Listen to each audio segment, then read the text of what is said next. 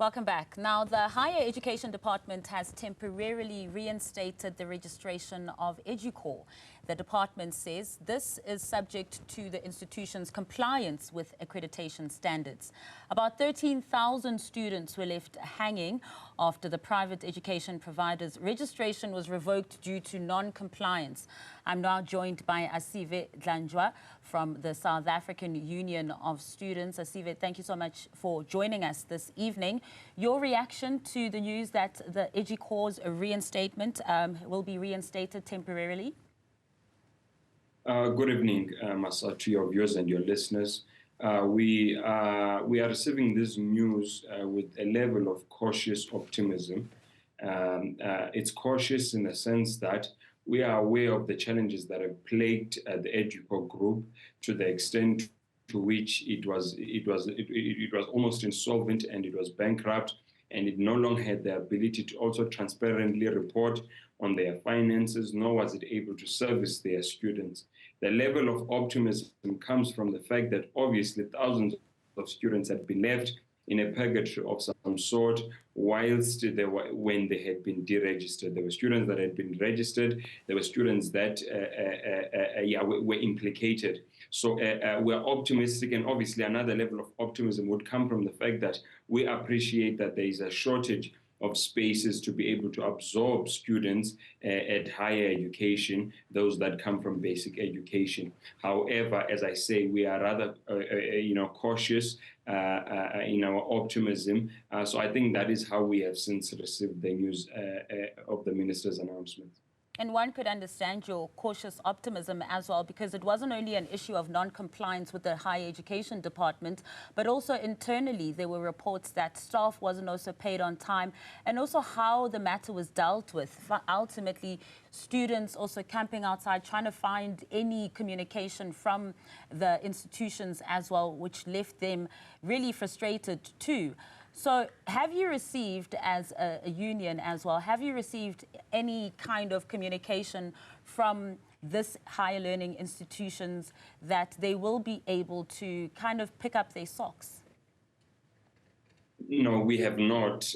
In fact, the last we had was that even the department had been struggling to make contact with Educor, almost as if they had gone underground during the time these things were transpiring. So we have not received any vote or any confidence or any commitments from the group as to what will be, in fact, as to their commitments, primarily to their students, So, but we are hoping that the provisional rescinding of their, or rather their reinstatement, their provisional reinstatement, is a demonstration that the department has in fact had a conversation with the Educor group, number one. Number two, that they have had made commitments, one, to service their students, but also to ensure that the group and their institutions and their campuses will be run in a manner that is consistent with the higher education legislative framework in South Africa.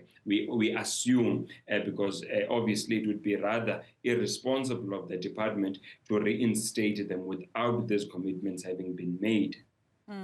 And Asive, from your union as well, and members too, I mean, there were 13,000 students in general who were left, out stranded because of this as well. But those who were left stranded as well, have they received any sort of communication from the higher learning institutions? Look, I would not confirm that on record, but based on the interaction that we constantly have with some of the students, I want to say that I highly doubt, and in fact confident that they probably have not, because even when they had been deregistered or were getting deregistered, they never transparently communicated with their students. In fact, some of them, when they went to their campuses, there was no longer a campus to even speak of. The offices were vacant. So I don't think necessarily that communication has happened. Maybe, once again, cautiously being optimistic is that once they have complied, because there are certain conditions that they have been given to be reinstated by the department, that maybe once they have met those conditions, for their provisional reinstatement, that they will then begin to make contact with their students. I can only assume and presume, but I really am wanting to put my head on the block and say I doubt that they have had any consistent communications and to bring their students abreast as to, one, what were the challenges that they are facing, but number two, what are their plans to be able to carry on to service students, particularly students that had been left in the lull when this crisis was really at its peak.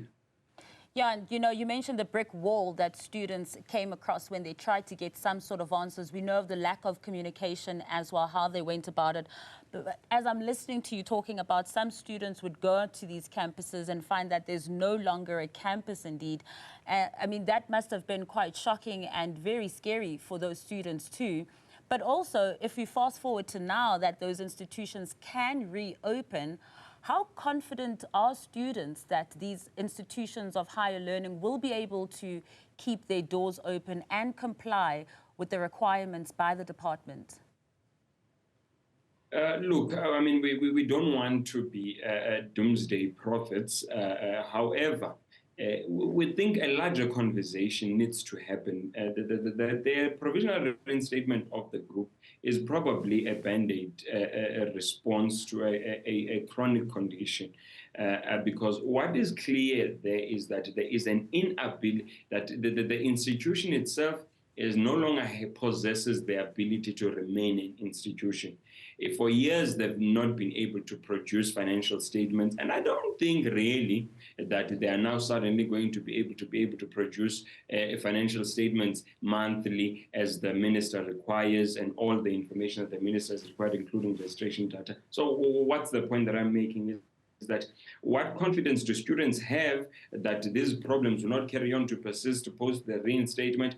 I mean, look, I personally would not be very confident that we're not going to find ourselves here in less than a year or so, precisely because I think we're not dealing with the core issues here. Because one of the things that needs to happen before the reinstatement, that probably should have happened, is that they should have been hauled in front of the portfolio committee in Parliament and then being made to present them as to and provide almost a forensic status of what has transpired and the state of the organization, and then post that, we then determine how do we, using also public institutions that are there and the department, have some sort of a hybrid model to give them support, because what is clear is that on their own they are carrying on to fail. Obviously, these are inherent and endemic conditions of all capitalist organizations, but the point is that I don't think we should be really optimistic that now we are out of the woods until and unless these undertakings that I'm presenting here are undergone and done, such that we're able to get to the crux of the matter and not come up with these band-aid solutions. It's a band-aid solution, a provisional reinstatement, because they have still not accounted as to how did in the very first place we find ourselves in a state where campuses vanish overnight. That is a huge indictment on the credibility of the group. Asive, thank you so much for your time. You just heard him there. A band-aid response to a chronic condition. That is Asive Dlanjwa from the South African Union of Students.